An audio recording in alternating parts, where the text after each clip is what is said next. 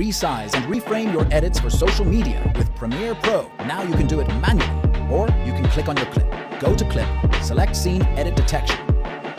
Now click Apply a Cut at each detected cut point. Hit Analyze. Now Premiere is going to make a cut at every single different shot. Now it's really accurate, so you shouldn't have to do too much adjusting here. And now we can right-click on our sequence and go up to Auto Reframe Sequence.